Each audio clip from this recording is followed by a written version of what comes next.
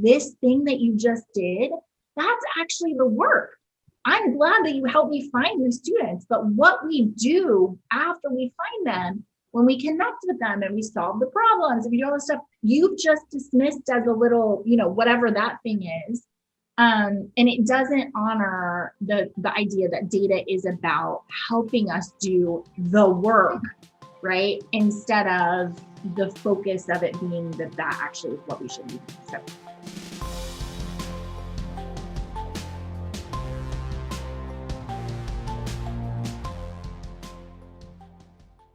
You might recognize that we are not in our normal place. Hi, I'm Rachel Phillips-Buck, VP for Student Success for Pharos Resources. I'm Matt Boisvert, President of Pharos Resources. And you've joined us for Capping Down today. We are so excited and happy to be on the road again. Absolutely. So those of you who joined us, I think it was just last week, will remember that we said we were taking a trip to Georgia, and then Kirk, who works at Emmanuel College, was like, hey, I can't believe you guys aren't coming to see us. And we're like, we will. So he and April really graciously set us up in this amazing suite that they use for their basketball games. They've been really hospitable hosts to us. And so we are so happy to be on a campus in Georgia where it's beautiful and spring is here. So it's been a long time. Yes, it has been a very, very long time. So we are in Franklin Springs, Georgia at Emmanuel College. We love Emmanuel. It's so good to be on their campus. So thank you for joining us today. Today, we're talking about six thinking hats.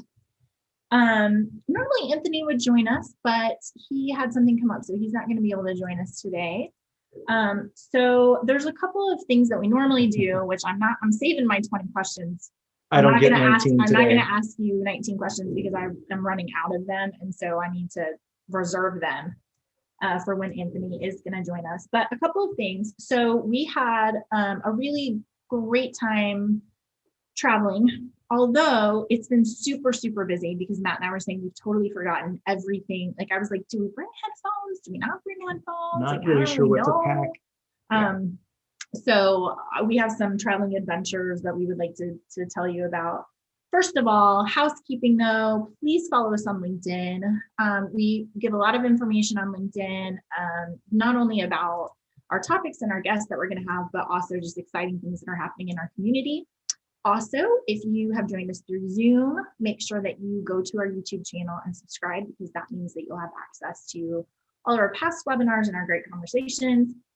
If you've joined us on YouTube and you want to participate in our polls, especially today, we have a lot of polls around this topic. So if you'd like to do that, we'd love for you to register on Zoom so that you can join us and you can participate in that. And then Anchor is where all of our podcasts are, so you can listen to them whenever you want to. And then, of course, our website is a great place for information. So lots of ways to keep connected to us as we continue Capping Down. Doing our podcast, Capping Down. So I want to start off, Rachel. This is the other day we were driving and we noticed this car. First, we noticed the car and we were like, this is a not really sure where they're going to start. And then we saw, well, they are complete car service. So I feel like a lot of our schools have kind of, had to deal with this year with a lot of brokenness with COVID and the responsibility of being a complete university. But when you see this, I really don't know where they're going to start. Yeah, I'm not sure either, actually. For those of you joining us on podcast, it's just think of the most broken down, like unbelievably broken down, like no windows, steering wheels in the back, like broken car. Okay. Yeah. So the other thing I wanted to talk about was we had a great flight yesterday, but we have been super, super busy. And so we calculated that over the last, lunch, dinner, breakfast, lunch, over the last 4 meals, Matt and I have spent an average of like 13 minutes eating, right? Because we've just scarfed down, we've had to go, like run to the airport, late connection, all of that kind of stuff. So sometimes travel isn't as Not, glamorous as you know, people I think. longed for travel. I really have. And then now that we're here, I'm like, oh, right. But there's also some things about it that, But we heard that the airline wasn't letting you eat on the plane. Yeah. And so Yeah. that really. Sure. Okay. Do you have any State of the Union things that you want to talk about? I have an idea that I want to pitch, but I didn't know if you had. Well, I want to go back. So we have the March Madness is over. Baylor won, which it's a Texas school, so there's that. Right? Yeah. Gonzaga is my favorite. I always put them in. They never seem to Can make you it. take this picture of me off the thing? Not showing a picture of me in the mask, but I'd rather you just look at me in person. Yeah. So is that your State of the Union? So there's that. I really, Rachel, I was trying to pull it up. I think the State of the Union right now is that everyone's on the home stretch and thinking about,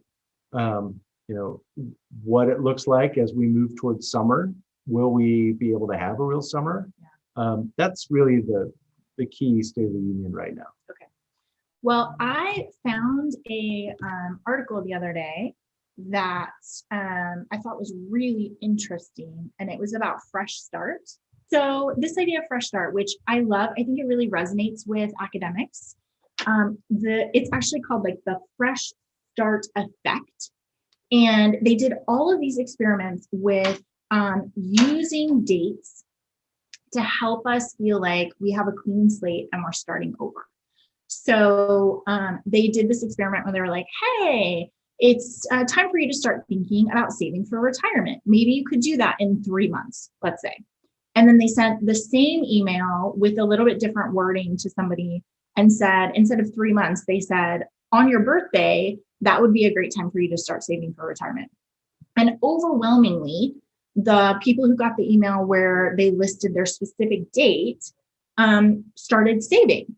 And so they were just talking about how important it is to have this date where we can say, whatever mistakes I made before, whatever I did wrong, or whatever that was, that's like the old me and I'm totally new. I'm like a new age, or it's a new year, or some other like really important date that then allows you to become this new self and sort of attribute all of your other mistakes to the older you, and like you're not that person anymore. And I just was thinking, as we are imagining what is going to be happening over the rest of the semester and then into the fall, using that idea of a fresh start effect, which we do all the time with semesters.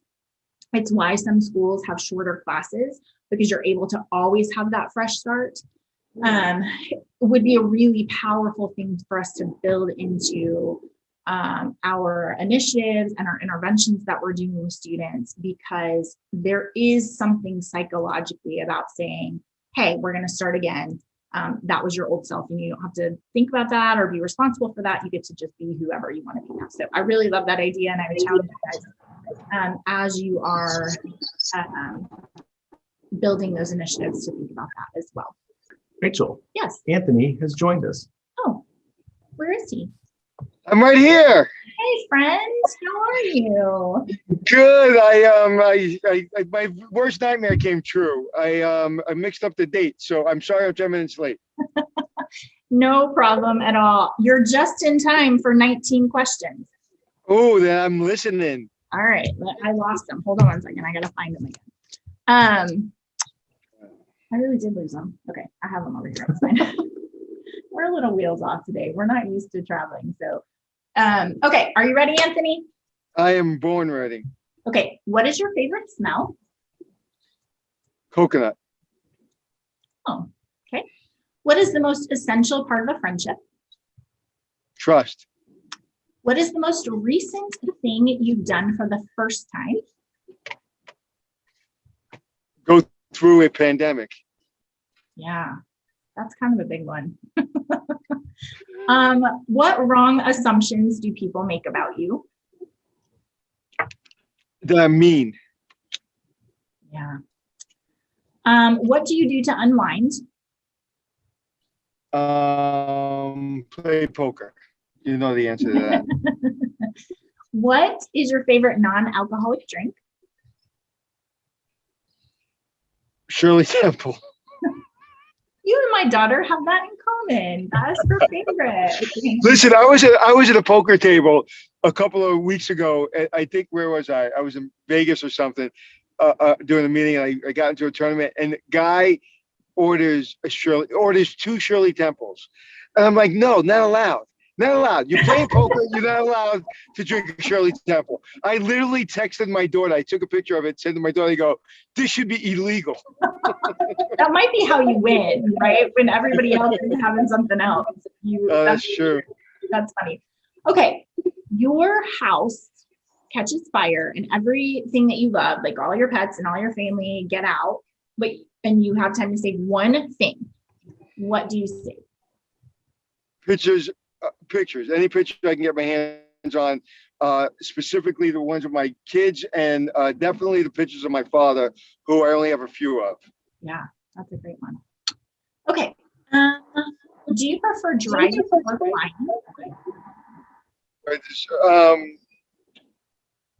Flying. Okay. How long have you been married?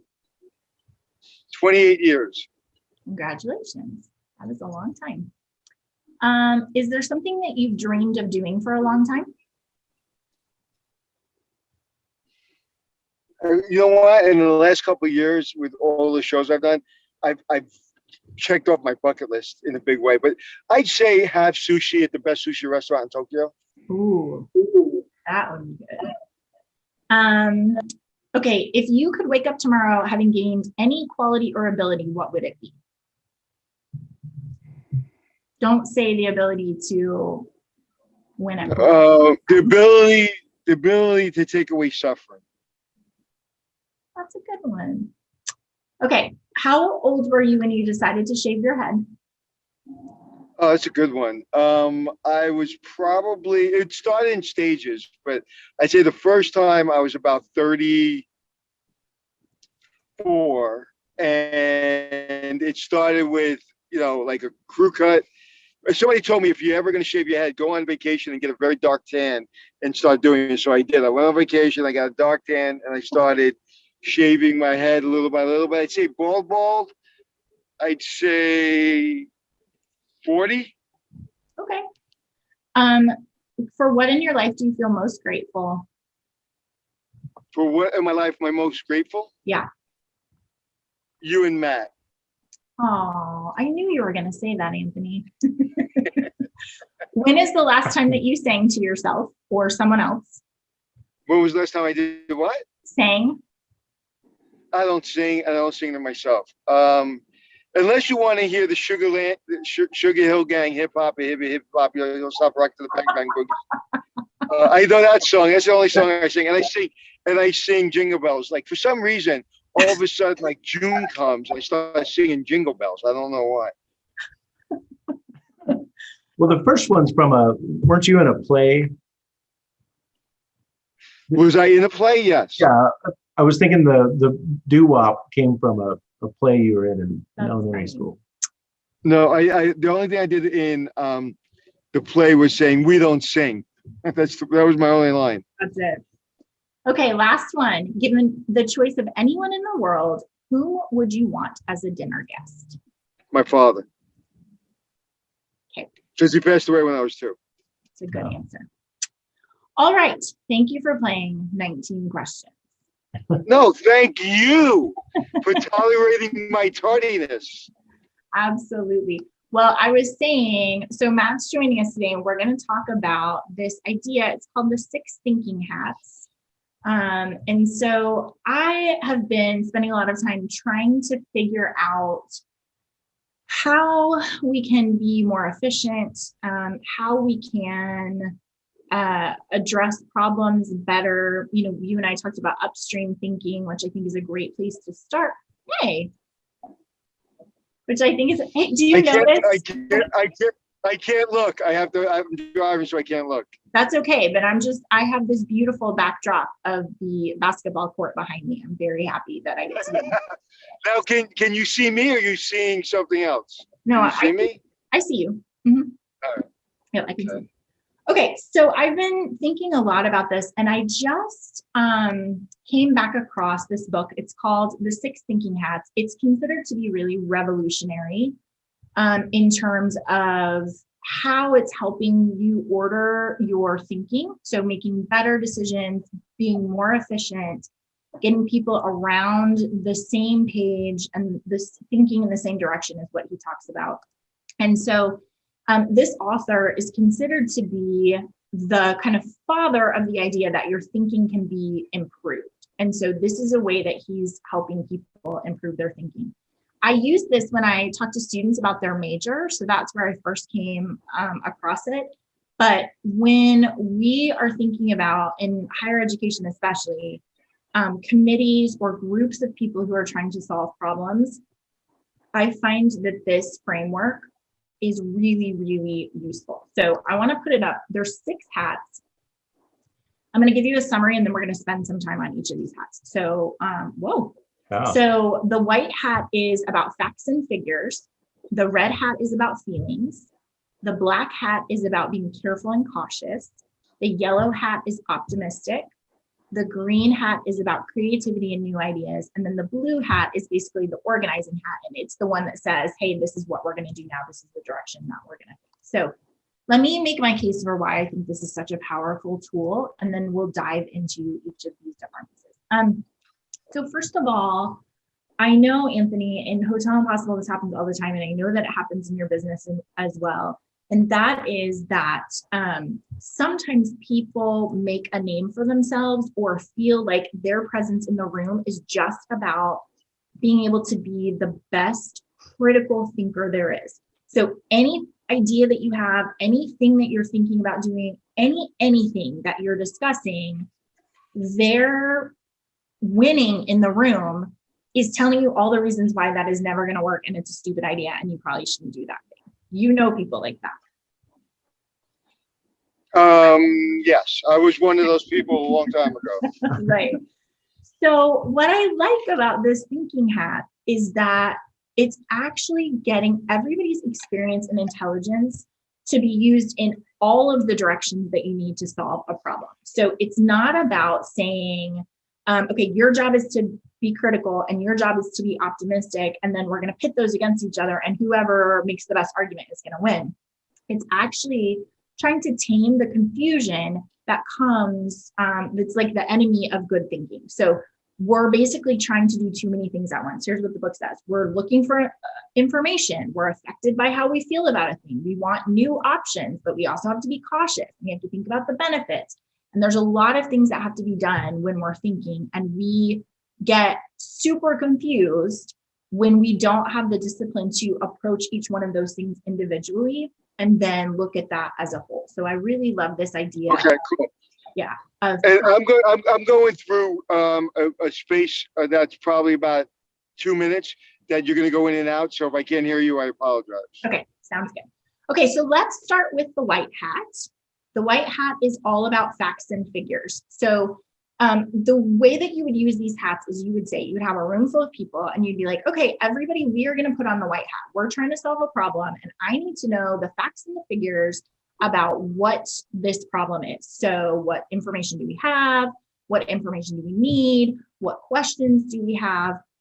Matt and I were practicing this with a process that's going on in a lot of our campuses, which is enrolling under-enrolled or not enrolled students. And so like Matt, you were saying some of the questions that you might bring to the table as we're thinking about this white hat would be things like, well, first of all, how many students have not yet registered for class? Right. So how many students are we talking about out of our, not just freshmen, but sophomores and juniors, seniors who have not yet graduated? So why aren't they registered? Right. Do they have holds on their account? Is there a financial reason why they haven't registered, or have they requested a transcript? And so they're actually planning on going somewhere else. So the idea here is just that we're going to lay out everything that we know and we're going to figure out the things that we don't know. We actually don't know if these students are not planning to come back. So we've got to go figure out how we're going to get that information. And this is the place where in academics, and I think this is true in the hospitality business also, that some people love to live in data They like noisy data. The more data, the better. We can never have enough data. We can never know enough to make a decision. We just want to have these kind of committees that sit around and talk about all of the data that we don't have, so we can't actually have an action plan. And that makes me crazy. Yeah, that's usually our accountants, especially in the hotel business. Yeah. They don't even leave their, but also revenue managers as well. And a lot of general managers, there's a lot of general managers that sit in their office and try to run their department or run their hotel by spreadsheets. Right. Doesn't work. Yeah, that's right. And so, like, you were talking about this idea of that as a tool, Matt, right? Yeah, it has to be actionable, not just information to have information, but something that we can actually use. And the problem in higher ed is we all know you have a lot of people on campus who love data. They've gone through, their doctoral work. They've dove into deep research. So they love that. You have a director of institutional research who loves data and wants to have as much understanding of everything as they possibly can. And so there tend to be people on a campus who just love having more and more information, and it has to stop when it's no longer actionable. Yeah, absolutely. So I love that as a tool, but we always say that's not the work, that's the tool. Conversely, though, you do have to have data to be able to make decisions. So we do have to have an idea of like, what are the facts of the thing and where are we and kind of where do we stand in the world, right? So as long as you're not using it as a crutch, a lot of people use data as a crutch to not do their job. Yeah. So they use it and they just keep spouting out numbers and percentages but they don't have plans. Like people that use data I say most effective people that use data use it to implement and to go. Like, right. I use a lot of data myself, but I look at it, like when I run hotels, I look at it in the morning and I go do what the data tells me to do. And then I look at it again tomorrow. But, after 10 minutes of looking at data, you should be able to implement what you're looking at. Yeah, that's right. And the emphasis there is on the action with this tool of being able to understand kind of where you are. So I think a lot of times, I've told this story before, but I was talking to somebody who really loved data a lot, and they were always telling me like how they were getting more and more and more and more, and it was getting more complicated and like all sorts of stuff about data. And I was like, okay, well, once you find the students, like once you identify them, you find the most at-risk students, then what are you telling schools to do with them? And he's like, well, then and then he finger wiggled. This is what he did. Then and I was like, okay, but you understand that this thing that you just did, that's actually the work. I'm glad that you helped me find the students, but what we do after we find them, when we connect with them and we solve the problems, and we do all this stuff, you've just dismissed as a little, whatever that thing is. And it doesn't honor the idea that data is about helping us do the work, right? Instead of the focus of it being that actually is what we should be doing. So, okay, so you would say to your room, okay, everybody, we're all going to put on our white hats and we're going to talk about what data do we actually need? How are we going to collect data we don't have? Here are the facts about it. The best way to think about it is just like it's a computer printout, and we're not talking about feelings, we're not talking about ideas or how we're going to solve the problem. Everybody in the room, instead of showing how smart they are by being the most critical thinker, they are going to show how smart they are by showing how flexible they are and how disciplined they can be in actually executing whatever hat we're all wearing at the same time. Okay, so white hat is first. Next is the red hat. Red hat is about feelings. And so the idea with the red hat is basically that you're saying, hey, Matt, how do you feel about this? You don't have to justify, you don't have to tell me anything about it other than how do you feel about it? I love it. I hate it.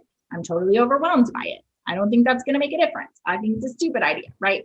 You don't have to justify. You're just going to give this gut feeling of when I talk about this process or this problem that we're trying to solve now, what is that gut feeling to you? And so, Anthony, I have a great example of this for you, but I want to just say what's nice when you're in a room of people and you say, we're all going to wear the red hat is you first of all make a background feeling visible. So Matt and I were talking today about when he first came to me at probably this time last year, the very beginning of the pandemic. And he was like, hey, Rachel, I want you to start doing webinars to guide our schools about what they should be doing and how they can be, talking about community in the beginning of this pandemic. I want you to be a thought leader in that. And I was like, that's a dumb idea. I'm not doing it. And we had a really big argument because I was like, I do not feel equipped for that. I don't want to do it. I don't think that's the space we should be in. And if in that early discussion, he had said, hey, I want you to do this thing. Will you put on your red hat and tell me what's happening to you? We wouldn't have had an argument because I would have said, I'm afraid. It's overwhelming to me. I don't feel equipped. I'm really nervous about it. And so then we could have moved forward without him feeling like he was asking me to do something and why am I being so stubborn about it, right? From my side, I would have said more about, well, this is what a student experience is. This is what they're feeling. So I would want to be that voice of not just how I feel, but the emotion behind the decision to make those webinars. So I love that. But the most important thing is Matt lost and you won. No, that's not usually how it goes around here, actually. What's that? The whole reason, Anthony, that we have this partnership with you is because he won that in the end. He was like, Rachel, you do know what you're talking about. You have a lot of stuff to say. Oh, so this, all right. So this, I thought it was something else. Okay, got it. Oh, yeah. So he basically just said, and the truth is it came down to, we had a long process where we talked about it, but if we in the very beginning if he had said like, what is your gut response to that? I would have been like, I'm scared and I feel overwhelmed. And then we could have solved that problem. So it's a great example of making those background feelings really visible. And then the other thing, which I think is really funny about the red hat is that he says, just remember, if you have bad feelings about a person on your team, basically they will if you dislike someone, they will never say anything smart ever because your brain's short circuit, right? And it's like, I don't like this person and everything he says is stupid and I don't have to give it any credibility. I don't even have to consider it because he's dumb. Therefore, everything he's saying is dumb, right? I think we've all worked. Well, I've been in position. Yeah. We've all worked with those. And I've usually been in a position where it's like, oh, that was smart, but he's stupid. So who cares? Right. Exactly. And so like you finally said something smart, but I discounted. But I don't have to listen to it because I don't like you. So I love the idea that if you work on a team with somebody where you're maybe you are mistrustful or you don't like somebody and they come to you and they're like, hey, so I have this idea. You're allowed to say, you don't have to justify it and you're not giving reasons, but you're allowed to just say like, I hate that idea. Okay, that's how you feel about it. And that's a thing we have to take into account because if we don't, we're not going to then get to the place where we can solve it. So if my enemy comes to me with a great idea and he's like, how do you feel about it? Not what do you think about it, but how do you feel about it? I'm allowed to say, I hate that.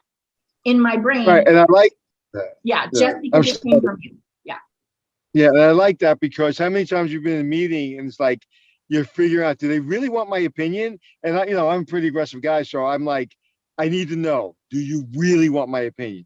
Right. I've had that. I actually, the thing that stands out the most about a moment like that where I didn't feel safe, but they said I was safe, was I was doing a young artist competition at the Algonquin Hotel, and I was, there were a bunch of theater people that we asked to come and volunteer their time to be judges, and it was a big deal. I mean, matter of fact, the girl who went on to become a finalist or semifinalist American Idol. So we really found some great talent.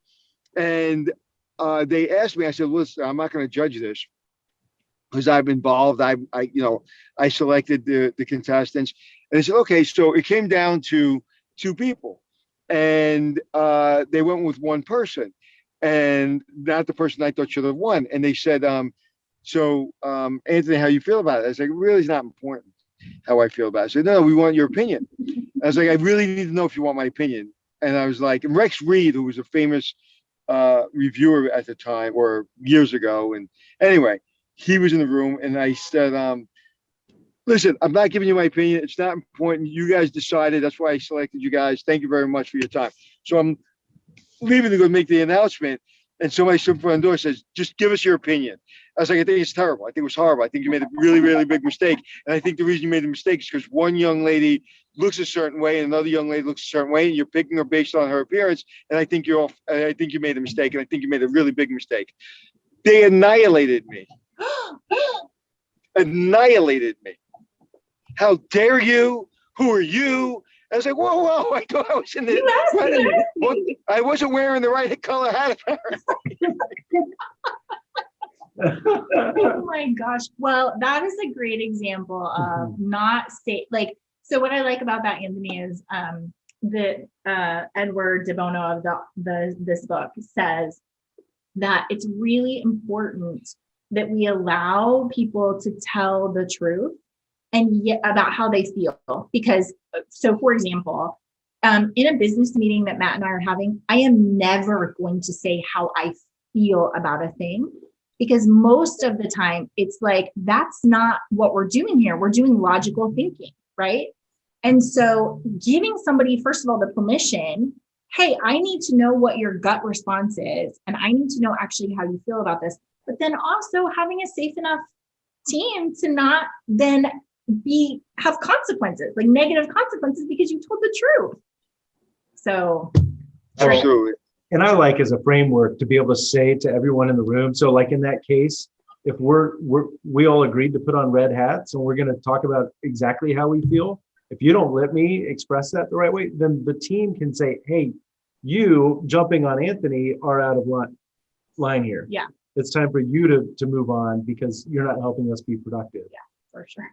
Anthony, I guess I wasn't wearing the right hat. I guess not.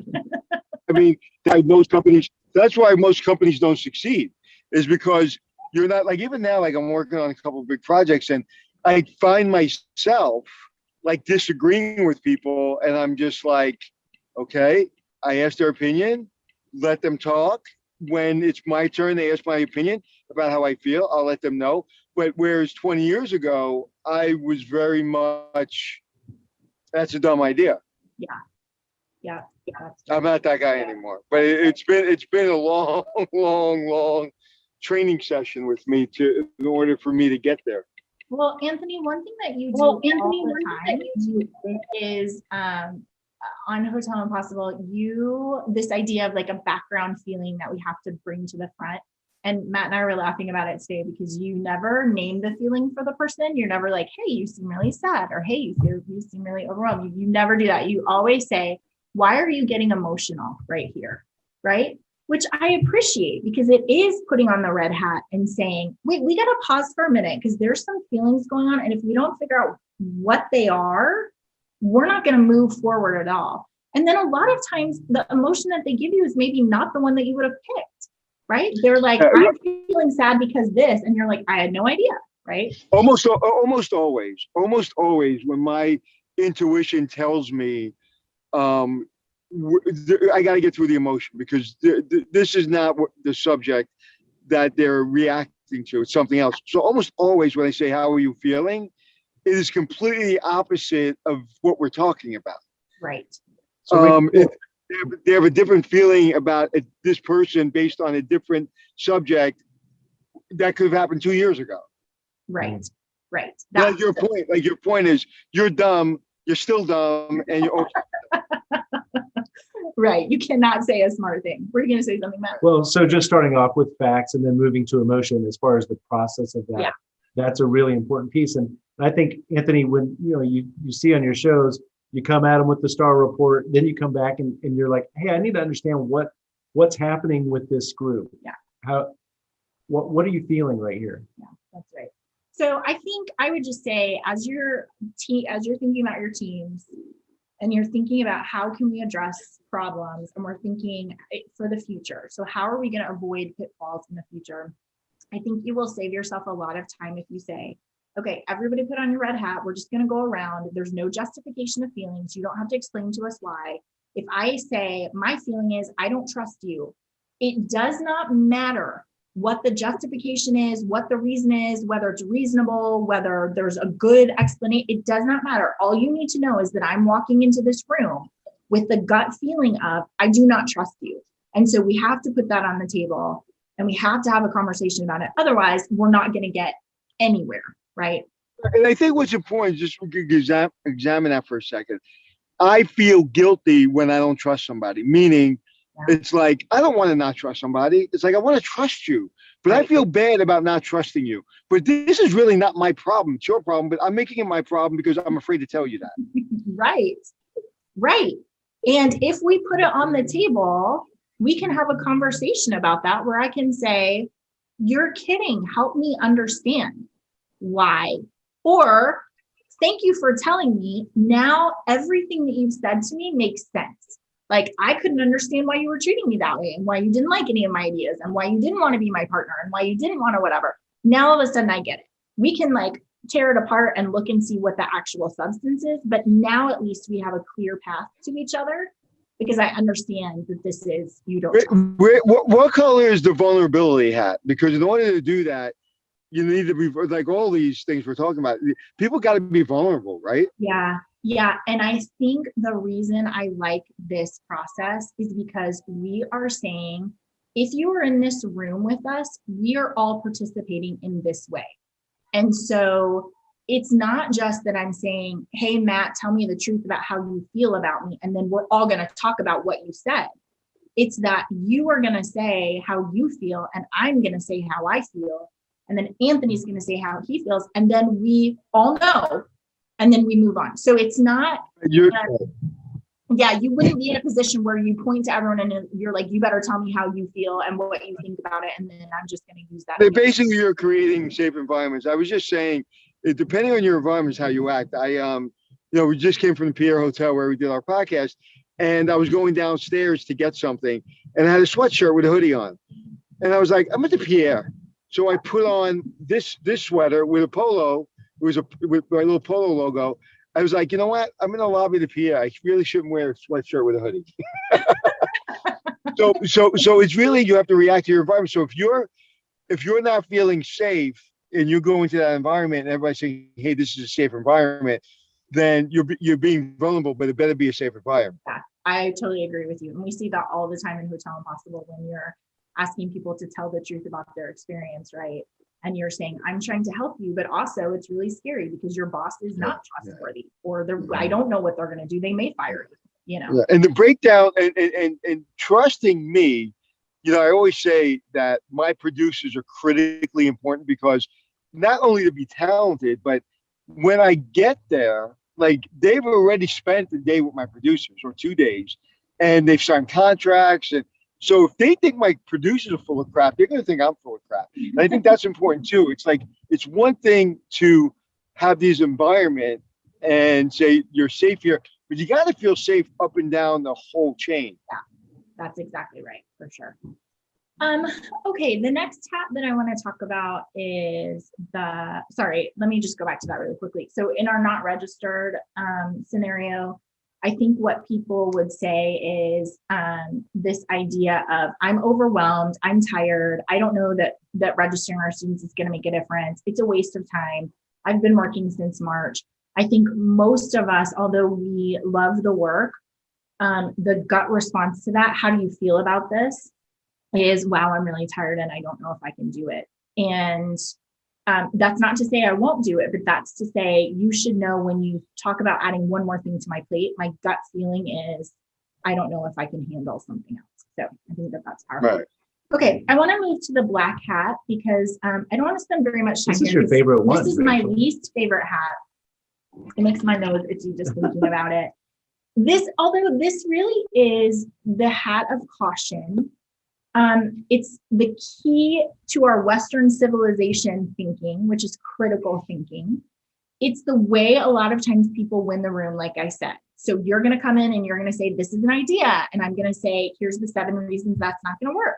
And then you're going to be like, okay, well, here's another idea. No, here's all the reasons that's stupid and that's not going to work. And a lot of times that's how we approach our committees and our meetings.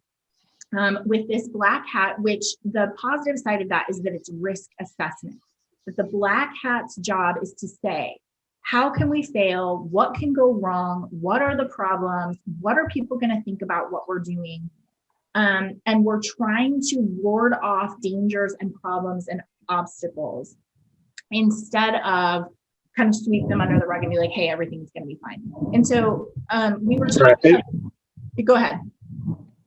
And if I can interrupt for a second, I never realized until you just said it. I live in a black hat because like right now I'm getting on a meeting after this meeting and we were supposed to sign a contract and they said, well, we'll just sign. I go, no, we have to get back on a meeting. We have to have all the people and we all have to speak so you can hear before you sign that. And he goes, well, you spoke for them. I said, no. We all need to have our voice heard before you sign that contract just to make sure I didn't miss something. Yeah. So I'm always, a matter of fact, if I've had any success in my life, especially Hotel Impossible, because I've obsessed and like I've said before, the show really happened behind the scenes, not in front of the scenes. Yeah. I was obsessed with my black hat. Are we doing this right? I'm the guy that goes into a car dealership and I want to buy the BMW and then I want to test drive it and I want to feel the leather and everything. And I know it's $125,000 and I'm not buying a $125,000 car. I'm buying the $20,000 car, but I just want to make sure that I'm not missing something and that maybe I should empty my daughter's college fund to buy this car, right? So I'm always the guy that is just, I am obsessed with double and triple checking, but I do it fast. Yeah. So I'm not that guy that like a lot, there's one company I'm working with is everybody has to have a committee and it takes them for what takes me a day, takes them a year. Right. But in that day, I am doing everything they did in a year. Right. But I'm just doing it really, really fast. Yeah. And I think that's so important. I think it may be your least favorite, but I think it's the most important.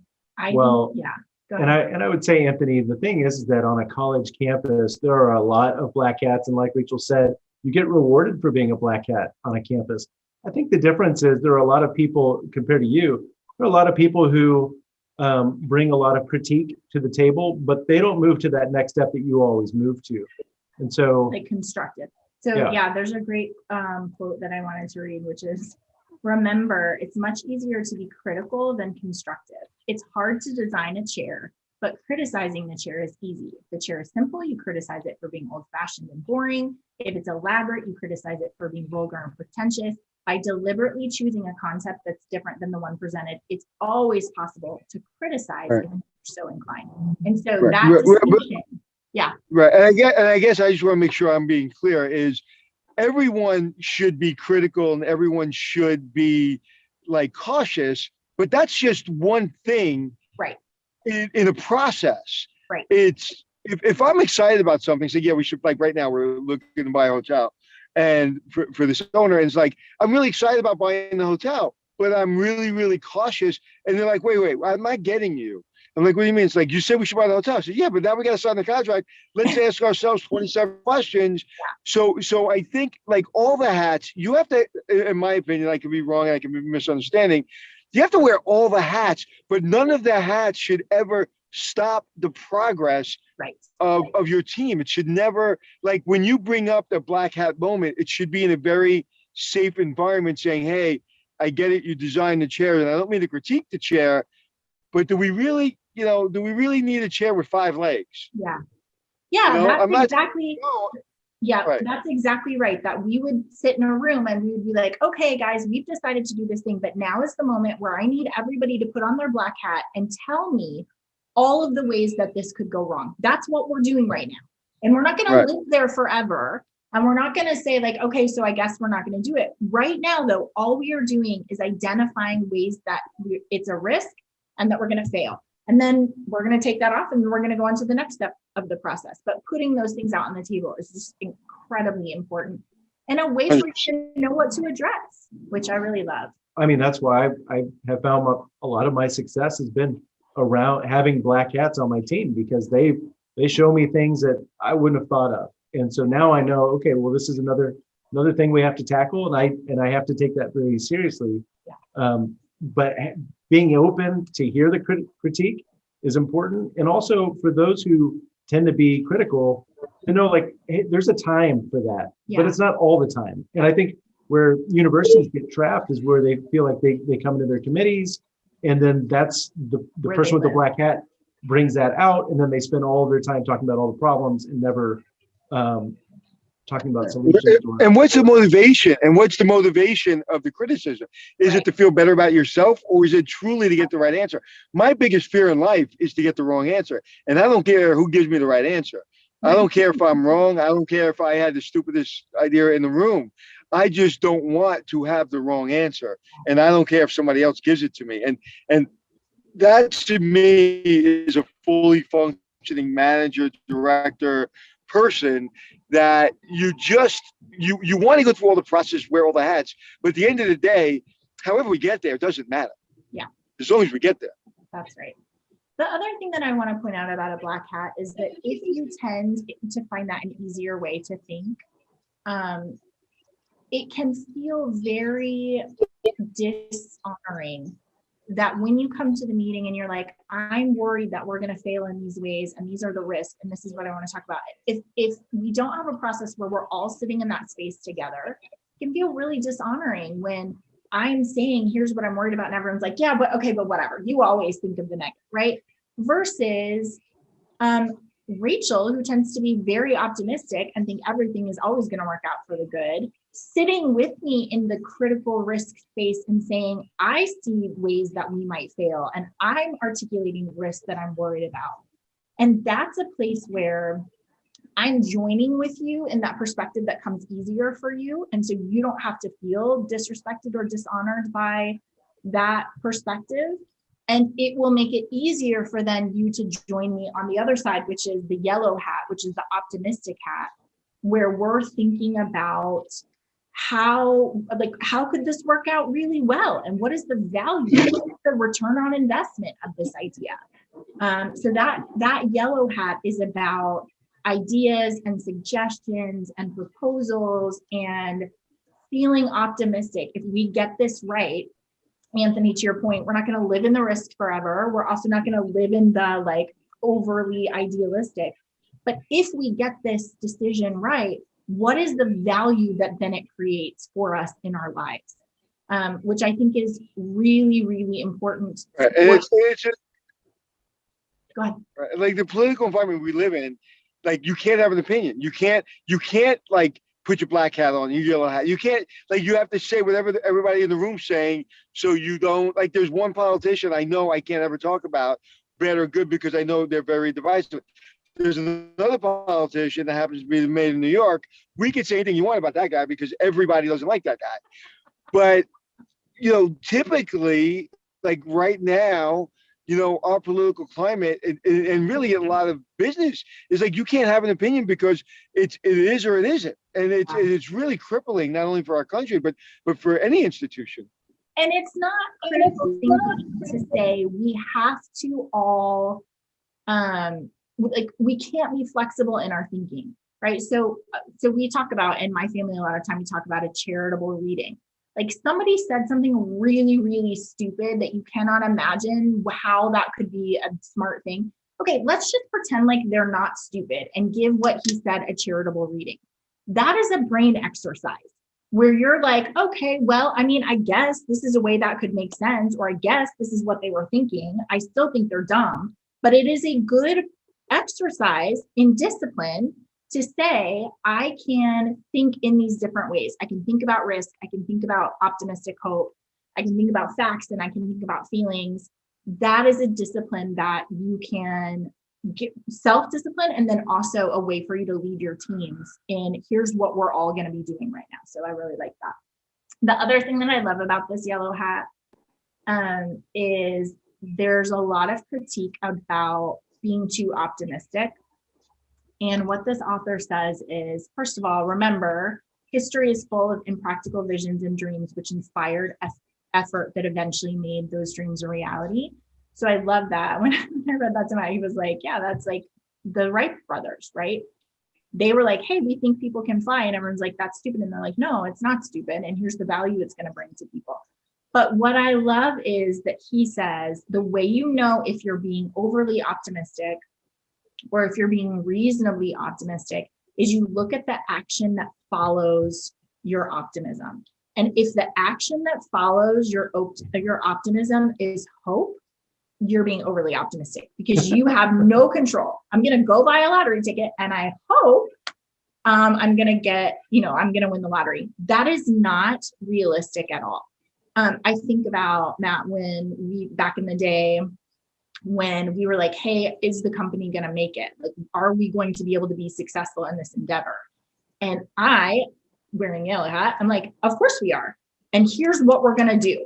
Like, we're going to do this and we're going to do this and we're going to do this. And we're going to lead ourselves to, if I'm in control of it, we will be successful there, right? So that action that comes out of optimism is incredibly important to say, I have some effect on where we end up.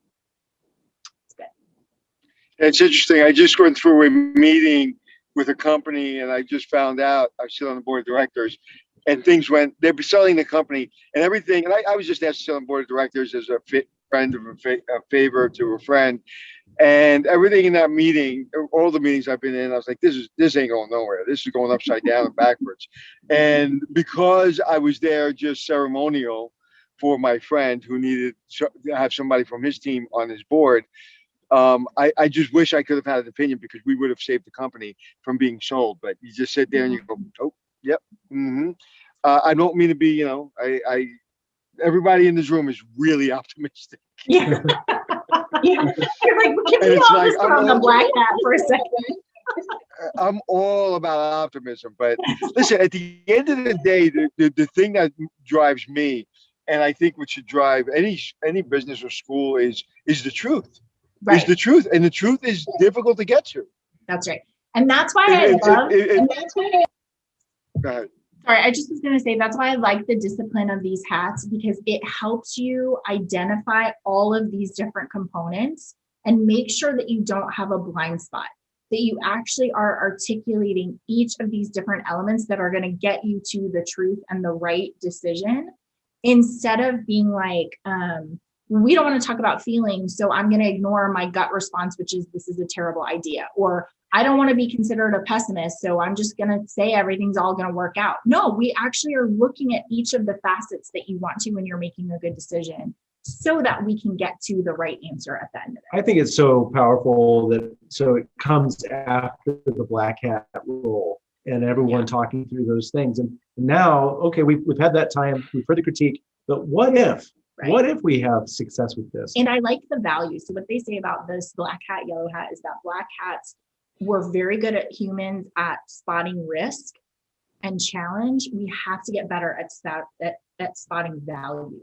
So being able to say, yes, if we invest in that, that could have a valuable. And that's so interesting because those two hats are so polar opposite of each other. Right. And the value proposition is probably 95% of the problem, right? Because it's really easy to whack-a-mole something and say, that's not going to work, that's not going to work, that's going to work. But okay, but this may work. Yeah, but it's not working now. Well, that's the value because if it was working now, whether you buy a building or whatever, if it was working now, there wouldn't be value in it. So if this team can bring it to life, whatever it is, well, then there's value in it. But there's risk. Right. But bringing out the value is really where people get caught up because they can't see it. You can't see value all the time. That's right. People are not very good at being able to spot value, which leads us to the next hat, which is the green hat. And I want you, Anthony, I'm going to ask you to talk about your $10,000 martini. Oh boy, I'm not driving, so I'm allowed to look at you now. Okay. So the green hat is where we talk about possibilities. We're thinking about new ideas. We're thinking about how do we overcome some of the risk and the objections that were brought forth in the black hat. They talk about this place when we are in a meeting when we say, okay, everybody put on your green hat. It's called a creative pause, which is, I understand that we're like headed down this track, like we're just going. But I would like for us to just have a creative pause. There's no obvious reason here that we should consider all of the alternatives, but I want for us to. And this is the place where creativity, new ideas are born, and also old ideas that then you're going to innovate or apply in a different way. This green hat is where we're like, okay, let's just imagine, let's just be super creative and think about how we can address some of the risks that came out of this black hat. So will you explain to everybody the $10,000 martini, please? You know what? First, I got to tell you, of everything I've done in my career, to explain the example, like to back up your what you're saying, you couldn't have picked a better example in my career. I mean, I've done a lot of things in my career, like because it had everything. Yeah. And I'll tell you, I'll give you the background, and then I'll tell you about the martini. So I was renovating, repositioning the Algonquin Hotel. 30 years, it hasn't done anything. Even back in the day when it was something, it was like kind of a discounted hotel for theater actors, and it just was never a first-class hotel that people thought about unless you were a writer. So I was brought in after a year of dragging my feet because I didn't want to go, but you know, at some point they pay you enough money, you start to go. And I was like, all right, so I'll go. You know, after we got rid of the cat urine smell in the lobby in the palm trees, I was like, all right, we need to gut this hotel. So we renovated, only a $3 million renovation for a 177 room hotel. Not a big deal. Excuse me. In the grand scheme of renovations, Pierre's renovating their banquet room, and their banquet room's going to cost $10 million. So for a whole hotel, $3 million isn't a lot of money. So we're going to renovate it. We're going to close it for 27 days, which was unheard of. The hotel's never closed before. Everybody said I was out of my mind, but that's a whole different way of how I justified myself. But then as we're opening up and we're coming back, I'm petrified. I have no money. I have no marketing budget. My salesperson really isn't great. They're not real big marketing people. And I don't really know anything about PR, but I know PR is inexpensive compared to having a marketing budget and a marketing team. So I hired a PR company, and long story short, I wanted to come up with a big idea. And I was like, I just need one big idea. There was a front page of Daily News. There was this frittata that was $1,000 frittata at Norma's at Park Meridian, I believe it was. And I was like, I want the front page of the newspaper. It's an easy, you know, it's an easy thing. They have $1,000 frittata. It doesn't cost them anything to get in the Daily News. I want that. So I challenged my PR company. Long story short, they had a couple, they do crisis management. So there was a crisis in Aruba remember when Natalie Holloway passed away? Yeah. Yeah. Well, my PR company was on that case. So they weren't giving me a lot of attention, which is completely understandable. But they put somebody on it. And then that was all kind of, that was behind them. They weren't even on the PR team anymore. And so they're back in New York, my PR person. And about 3 times they come to meetings, and I didn't like the idea, so I fired them. Come back and say, listen, it's not working out. I'm going in a different direction. 3rd time they called me up, and they say, Carla called me up and said, listen, I love the Algonquin. It's not even about the money. I just can't lose this account. I love this hotel. I said, okay, come to the hotel. Try it again. Come to the hotel. They're sitting at this table with my team, with me, and I said, all right, you got 10 minutes to go. And she's like, I don't work this way. I said, whoa. You came back, you asked for to come back into our, our hotel. I'm giving you 10 minutes. I got no patience. I'm done. So you got 10 minutes. If you haven't figured it out before you got here, then I got a really big problem.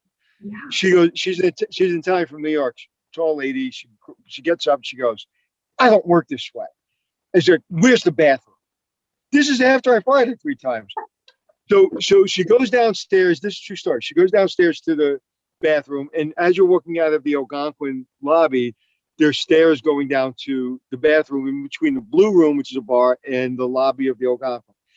So as she comes up, she looks around, she goes, you guys are famous for the martini. I said, yep.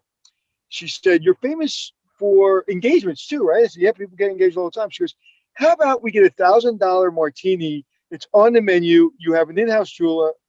I said, I don't have an in-house jeweler. She goes, we'll get one at Rockefeller Center. People go to Rockefeller Center. We'll work with a jeweler. It's no big deal. I said, yeah, yeah. I said, sit down. She looked at me like, don't tell me what to do. I said, please sit down. She sits down. I said, everybody get up. Everybody gets up. I go, we're giving her a standing ovation. Give her a standing ovation. I said, you just turned around the Algonquin Hotel. She goes, Anthony, you're exaggerating. I said, no, you just did it. She goes, why? I said, I don't know, but you just did it. And this is the thing that, and then I called the owner and I said, listen, I need a couple $1,000. I got to get crystal. I got to get whatever. And he said, you're thinking too small. It's the $10,000 martini. So the owner, Jimmy Miller, out in Colorado, I called him up, and a guy who I wouldn't think would come up with a creative idea came up with the idea for the $10,000 martini. And my point being, and I think it backs up your example, is it was inexpensive, so I wasn't fearful if it would fail. If it failed, what do I have to lose? Because I have no plan. So if I fail, yeah, I was going to fail anyway. 3, it didn't have to be my idea. 4, I was their cheerleader, saying, no, this is going to work. We just got to execute it perfectly. Yeah. To this day, it is the #1 PR marketing event from any individual hotel in the history of hospitality. So to put that in perspective, we won called the Plum Award, Best in Show. So in the hospitality industry, there's marketing awards. Disney World wins them, Royal Caribbean wins them, but independent hotels never win them. We won them. And to give you the example, the year before, the company that won it was for What Happens in Vegas Stays in Vegas. The Las Vegas Convention Bureau won it. We won the same exact award for that concept. Wow, that is amazing. Well, I love that story because it is where we're just saying like, well, what could we do? Right? Like let's take a creative pause right here. We got to figure out a good idea. But I also like what you said, Anthony, about like, I wasn't afraid. We have so many conversations about how fear harms creativity. And when someone like holds a gun to your head and is like, hey, you better think of a great idea, you're like, oh, okay, that's kind of makes me nervous. This idea though, that we can't force somebody to think of something genius, but we can hold space and time for them to try to think of something creative, right? Try to come up with that solution. And you know what it was, for my opinion, what was happening was they walk in, they give people ideas, like, oh, let's try that. I'm not that guy. I have to feel, one, it's not going to cost so much money where I'm going to lose money for the hotel. Number one priority. I can't lose a lot of money for the hotel. Number 2, what do we have to lose if we don't try it? Yeah. And 3, what do we have to gain if we do try it? And I will tell you, that marketing idea turned around the Algonquin. We bought it for $43 million. They hired me. They couldn't sell it. They had it for like 2 years. They couldn't sell it for even the $43 million they bought it. After we had it for 18 months, they sold it for $73 million. And that marketing idea was a big part of that. Yeah. And I love how you just did the rundown, because that's exactly like, what is the risk? What is the reward? What are we going to do? And then here's the outcome. It's exactly to your point that that's about a value, like trying to figure out what is the value to this. And you feel it once you do that process. You feel like, I've had this many times. I'm actually going through it right now with a project that it's like, this is going to work. Yeah. Because I obsessed about every angle, right, it not working or whatever. So this is going to work. And it's like, I felt so empowered because it hit whatever computer we have. It hit everything in my computer saying, yep, done. Yeah. Yep, it's going to be a rock star, done. It's not like we're going to hit the lottery and we're just going to pick random numbers. Right. I knew we were going to hit the lottery because I had the numbers. Right, exactly. I had the winning numbers. Yeah, because your brain did all the calculation. You're like, I'm sure. Right. I love that. So if we're thinking about specifically schools applying this to non-registered students, just remember, we've done this with schools before where we all get in the room and we're like, hey, we need to register our students. We want them to come back. I know you feel overwhelmed. Here's all the reasons why that's not your problem and it's not going to work and it's a tragedy and whatever you have to say about it. But being creative. So I think I told you it's in one of our conversations, Matt and I were with the school and they were like, our students don't know where their advisors are. That's why they're not registered. And we're like, okay, well, let's just imagine what we could do.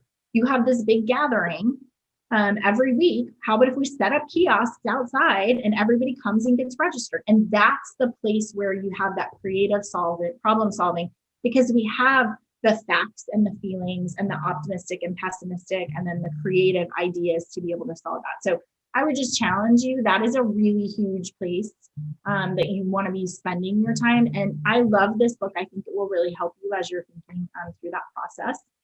Send me the name of it. I want to get that book. Yeah, it's called The Six Thinking Hats of Edward de Bono. I think that book, and based on what you just said, honestly, I'm going to use that book in everything I do. Like, because that I never really thought that way, and my brain kind of thinks that way after 35 years of doing this and dealing with all the insecurities and situations I've dealt with. You know, you're exhausted, so now I think that way. Yeah. But it took me 35 years to think that way, and I couldn't explain the way I think. And that you picked the one thing of all my career that really explains the moment I've learned basically the hats, was kind of through that marketing process. Yeah, I think that's great. I think you'll really like that book. I didn't spend any time on this, but they have in the beginning, the efficiency increases from teams that use this process, because instead of everybody just arguing about whatever, there's this very disciplined way that we're marching through it. So I think you'll really like it. Anthony, thank you for joining us today. Yeah, so good to spend time with you. Oh, well, thank you. I am very, very apologetic that I was a few minutes late. It won't happen again. So please don't write me up. No, I think some of our best shows are when you're in the car. Yeah, for sure. Good to Yeah, apparently. But I tell you, Rachel, you guys are just freaking so dynamic. I say it every show, but you're so dynamic. I look forward to this because I learn something every time. You teach me something every time. And you always ask me the right questions to basically underline. Like, you know what? You pay attention, and no one pays attention to me. So thank you. You're paying attention. Like when you watch the show, you're really paying attention to it. And I really, truly appreciate it. I admire both of you. And like I said, I'm going to be wearing the I'm going to be reading that book. I think it's a really important book. Okay. Sounds good. Good to spend time with you, friends. Bye, friends. All right. See you soon, my friends. Be careful. Travel safely. Okay, we'll do it. See ya. Bye. For everybody else, don't forget that we're doing our Bridging the Gap conference together next month. So please join us for that. We're going to be talking about the effect of COVID on higher education. We're going to be talking about addressing equity gaps in retention and graduation, building a successful success team, coaching team. So if you are thinking about having student coaches on your campus, you don't want to miss that. I have some great speakers who are going to talk about bridging the gap between academics and the student development side of the house and how they've been able to do that really successfully. Building faculty buy-in. We just have a whole list of things that we're going to talk about. I think it's going to be really robust. I'm excited. We're also going to be talking about some of the new features in our software. And so it's going to be a great conference. Please join us. That's going to be virtually. We're talking about it in terms of a professional development conference. So you will learn a lot, and there's a lot of really robust thinking there. Thank you guys so much for spending time with us. We are going to another campus tomorrow, so that will be really nice. And then we will be back, of course, next week for our next episode of Cap and Gown. If you guys have things that you want us to talk about or guests that you would like for us to have on the show, we'd love to hear more about that. And get this book because it's going to make you more efficient. It's going to help you solve problems in a really organized way. And I think it will really change the dynamics of committee and meeting work for you. So thanks for spending time with us. Have a great day.